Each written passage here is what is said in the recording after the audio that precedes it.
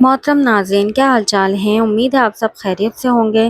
تو چلیں آج کا ناول سٹارٹ کرتے ہیں، جو کہ بہت ہی زبردست اور انٹرسٹنگ ہے۔ ناول کا نام ہے تیری پناہ میں، قسط نمبر 1۔ آج کی رات مہرماں تمہاری ہوئی۔ مہرماں کی عزت خطرے میں تھی۔ شاہان شہر سے باہر تھا۔ احسن نے اسے اکیلا پا کر اس کے کمرے میں گیا اور دروازہ بند کر لیا۔ جو بیڈ پر بیٹھی تھی اسے دیکھ کر چونک گئی اور پوچھا، تم کون ہو؟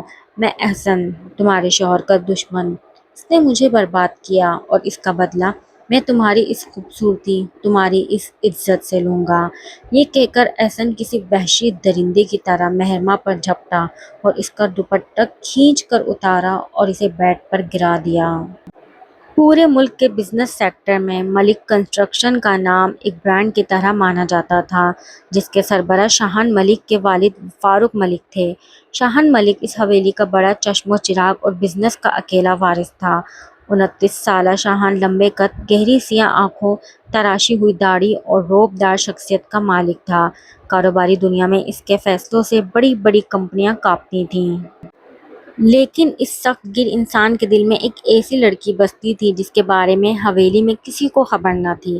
وہ لڑکی تھی مہرماں۔ مہرماں شاہان کے چچا کی بیٹی تھی۔ بچپن میں والدین کے انتقال کے بعد فاروق ملک نے اسے اپنے گھر لے آئے تھے۔ مہرماں حویلی کی رونق تھی، معصوم آنکھیں، گھنے لمبے بال اور انتہائی حساس طبیعت۔ وہ سب سے ہنس کر باتیں کرتی، مگر شاہان کے سامنے آتے ہی اس کی زبان جیسے بند ہو جاتی۔ شاہان بھی سب کے لیے سرد مزاج تھا، مگر مہرماں کے معاملے میں اس کا رویہ بدل جاتا۔ اگر مہرماں کو یونیورسٹی جانے کے لیے گاڑی چاہیے ہوتی تو شاہان خود انتظام کرتا۔ اگر اسے معمولی سی چوٹ بھی لگ جاتی تو پورا حویلی کا عملہ اس کے غصے سے بچ نہ پاتا۔ ایک دن مہرماں لائبریری میں اونچی شیلف سے کتاب اتارنے کی کوشش کر رہی تھی کہ اچانک اس کا پاؤں پھسل گیا۔ گرنے سے پہلے دو مضبوط ہاتھوں نے اسے تھام لیا۔ مہرماں نے آنکھیں بند کر لیں، پھر آہستہ سے آنکھیں کھولی تو سامنے شاہان کھڑا تھا۔ اگر چوٹ لگ جاتی تو؟ مہرماں گھبرا گئی۔ وہ میں کتابیں لے رہی تھی شاہان بھائی۔ شاہان نے اسے سیدھا کیا، کتاب لی اور شیلف پر رکھ دی، پھر دھیمے لہجے میں بولا، پہلی بات، حویلی کے ملازم کس لیے ہیں، اور دوسری بات، مجھے بھائی کہنا بند کرو مہرماں، میں تمہارا بھائی نہیں ہوں۔ یہ کہہ کر وہ باہر نکل گیا۔ مہرماں وہیں کھڑی رہ گئی، اس کے دل کی دھڑکن بے ترتیب ہو چکی تھی۔ کچھ ہی دن بعد فاروق ملک نے پورے خاندان کے سامنے شاہان اور مہرماں کی شادی کا اعلان کر دیا۔ مہرماں کے ہاتھوں سے چائے کی ٹرے تقریباً چھوٹتے چھوٹتے بچی۔ اس نے شرماتے ہوئے شاہان کی طرف دیکھا۔ شاہان کی آنکھوں میں صرف محبت تھی۔ کچھ ہی عرصے بعد دونوں کا نکاح ہو گیا۔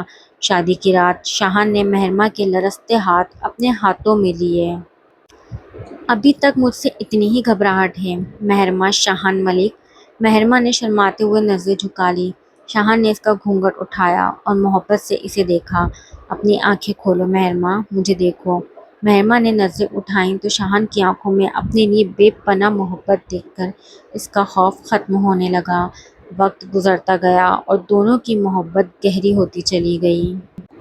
لیکن اس حویلی میں اینا نامی ایک کزن بھی تھی، جو شاہان کی دولت اور مقام کی دیوانی تھی۔ شاہان کی شادی مہرماں سے ہوئی تو اینا کے اندر نفرت کی آگ بھڑک اٹھی۔ دوسری طرف احسن نامی ایک کاروباری شخص شاہان سے بدلہ لینے کی آگ میں جل رہا تھا۔ شاہان کی کاروباری حکمت عملیوں کی وجہ سے احسن کی کمپنی کو کروڑوں کا نقصان ہوا تھا۔ اینا نے احسن سے رابطہ کیا۔ احسن، شاہان کو واقعی برباد کرنا ہے تو اس کے بزنس کو نہیں، اس کی سب سے قیمتی چیز کو نشانہ بناؤ، اس کی بیوی مہرماں کو۔ احسن کی آنکھوں میں خطرناک چمک آ گئی۔ میں شاہان ملک کی زندگی کی سب سے بڑی کمزوری کو ہی اس کی تباہی بنا دوں گا۔ دونوں نے مل کر ایک خطرناک منصوبہ بنایا۔ اینا نے جعلی بزنس میٹنگ کا انتظام کیا اور شاہان کو 2 دن کے لیے شہر سے باہر بھیج دیا۔ روانگی سے پہلے مہرماں نے شاہان کا ہاتھ پکڑ لیا۔ شاہان، میرا دل بہت گھبرا رہا ہے، شاہان نے اسے باہوں میں بھرتے ہوئے کہا۔ صرف 2 دن کی بات ہے میری جان، میں جلد واپس آؤں گا، اور یاد رکھنا، میرا دل تمہارے پاس ہے۔ شاہان کے جاتے ہی اینا نے اپنا کھیل شروع کر دیا۔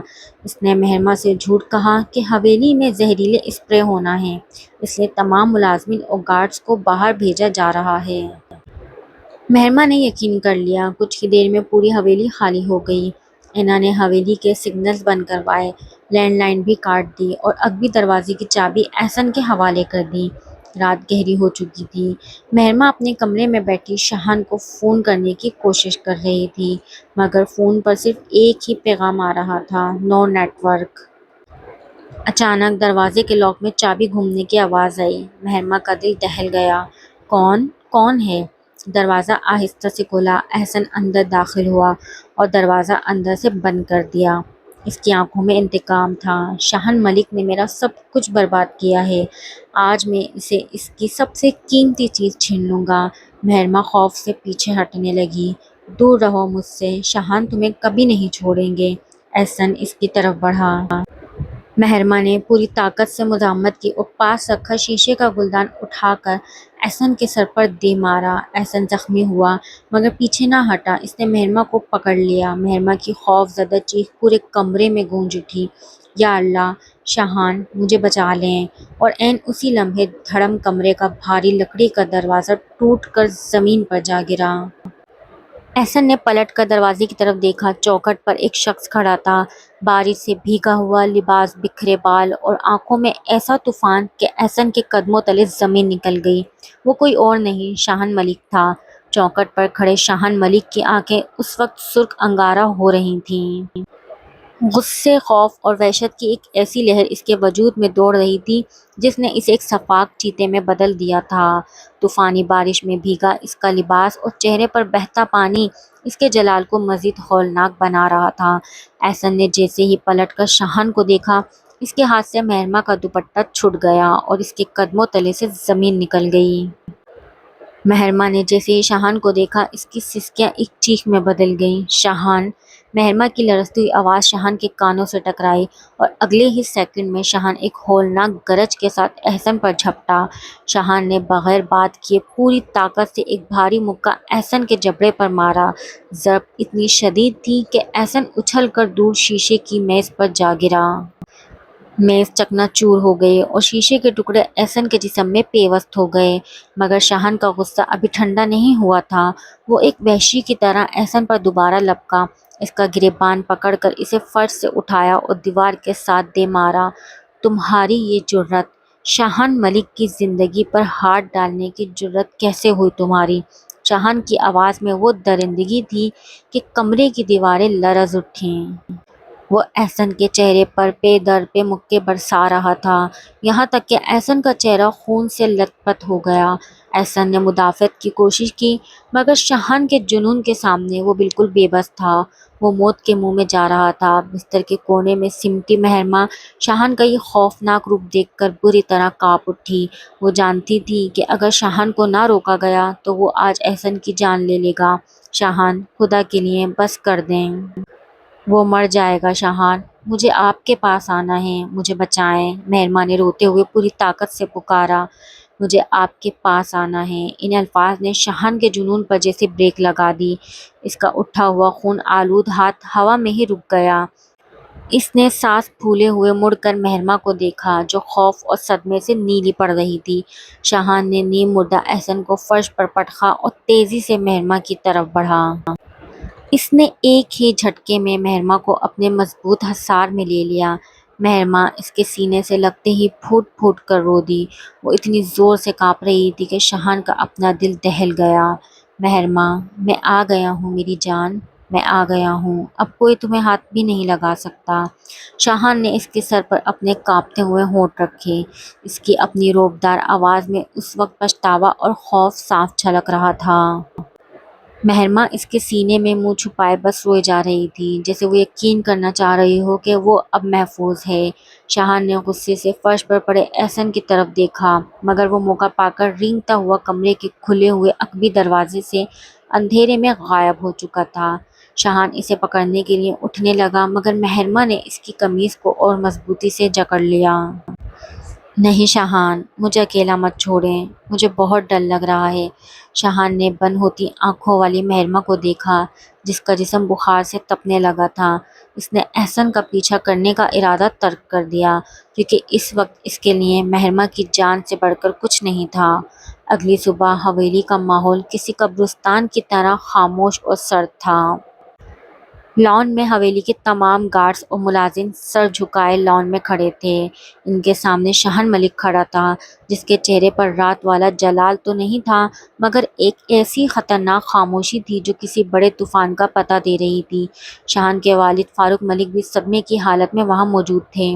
میں صرف ایک بات جاننا چاہتا ہوں، شاہن کی سرد اور باروب آواز گونجی۔ میری غیر موجودگی میں کس کے حکم پر اس حویلی کے سگنل بند کیے گئے، لینڈ لائن کاٹی گئیں، اور تم سب حویلی خالی کر کے کہاں گئے تھے؟ سارے ملازمین ڈر کے مارے کانپنے لگے۔ آخرکار حویلی کے پرانے مینیجر نے آگے بڑھ کر لرزتے ہوئے کہا، چھوٹے صاحب، اینا بی بی نے کہا تھا کہ حویلی میں زہریلے اسپرے ہونا ہے، اور بڑے صاحب کا حکم ہے کہ سب 2 دن کے لیے اپنے گھروں کو چلے جائیں۔ ہم تو بس اینا بی بی کے کہنے پر شاہن کی نظریں سست رفتاری سے گھومی اور حویلی کے برآمدے میں کھڑی اینا پر جم گئیں۔ اینا جو اب تک خود کو مظلوم دکھانے کی کوشش کر رہی تھی، اس کا چہرہ بالکل سفید پڑ گیا۔ شاہن بھاری قدموں سے چلتا ہوا اینا کے قریب پہنچا۔ اس کی آنکھوں میں جھانکتی موت دیکھ کر اینا 2 قدم پیچھے ہٹی۔ تو یہ سب تمہارا کیا دھرا تھا اینا؟ شاہن کا لہجہ اتنا دھیما تھا کہ اینا کے رونگٹے کھڑے ہو گئے۔ شاہن، میرا یقین کرو، یہ ملازم جھوٹ بول رہے ہیں۔ مہرماں مجھ سے حسد کرتی ہے، اس نے خود احسن کو۔ تھپڑ کی ایک گونجدار آواز نے اینا کی بات کو ہوا میں ہی کاٹ دیا۔ شاہن کا ہاتھ اینا کی گال پر پڑا تھا اور وہ لڑکھڑا کر زمین پر جا گری۔ اپنی ناپاک زبان سے مہرماں کا نام دوبارہ مت لینا، شاہن نے دھاڑتے ہوئے کہا۔ تم نے ایک باہر کے دشمن کے ساتھ مل کر میری حویلی پر میری عزت پر وار کیا۔ اگر مہرماں کو کچھ ہو جاتا تو میں قانون کو اپنے ہاتھ میں لینے سے پہلے ایک بار بھی نہ سوچتا۔ فاروق ملک نے آگے بڑھ کر افسوس اور نفرت سے اپنی بھانجی اینا کو دیکھا۔ اینا، تم نے ہمارے دودھ میں زہر گھولا ہے، اسی وقت میری حویلی سے نکل جاؤ۔